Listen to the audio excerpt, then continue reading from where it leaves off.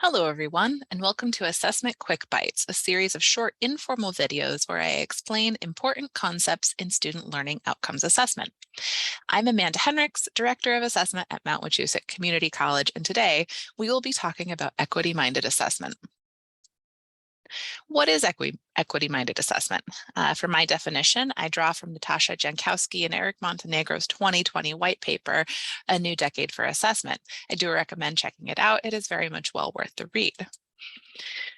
The 5 principles of equity-minded assessment are: 1, it is transparent, it involves students, disaggregates data, pays attention to context, and finally embeds equity everywhere. For each of these principles, I will give a definition sometimes, but I will tell you why we do it and give an example of how. This is a very quick overview, and I will provide my contact information at the end, so please reach out if you have any questions at all. Number 1, be transparent. Tell students exactly what you want them to do and make sure that your grading criteria are clear and measurable.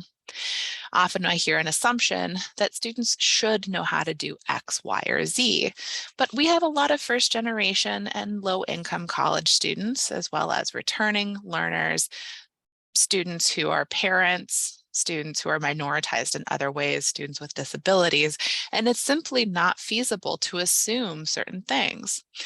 So instead, be very, very clear with your expectations. We do this to avoid the hidden curriculum.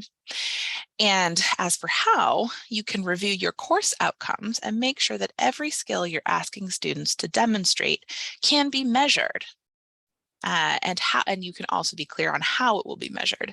I'm a big fan too of using rubrics for grading assignments. Number 2, involve students. Why? Students are the people actually learning the content. They have insight into their own strengths and weaknesses, and they can tell you, the subject matter expert, how to help them learn. How? Ask students to write a learning outcome with you. What does that particular group of students want to learn in that particular semester? Next, disaggregate data. This is a fundamental principle to equity-minded practice, even in and out of assessment. When we collect data on student performance, we are aggregating it, we're collecting it. When we disaggregate data, we break that back out into smaller categories in order to understand underlying patterns. We disaggregate data based on race, ethnicity, gender, and disability to understand where we might unintentionally be leaving minoritized students behind. In other words, who gets counted counts.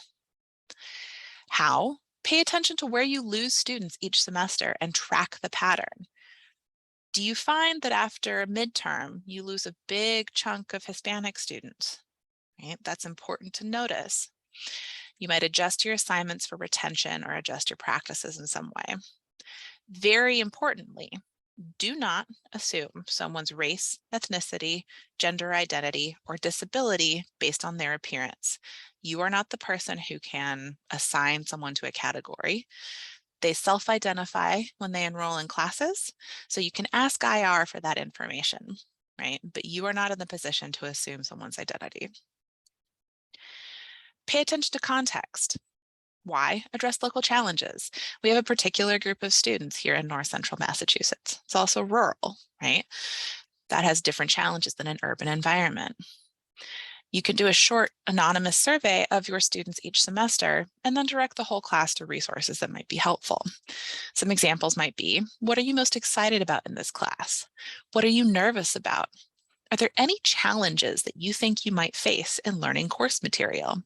If you have a high percentage of students who are parents, you can direct them to C Campus, as an example.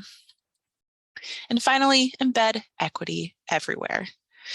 And we do this simply because it supports students. It helps the people that we're teaching. It also aligns with the DHE and the MWCC equity imperative. As for how, one way to start is by putting yourself in student shoes.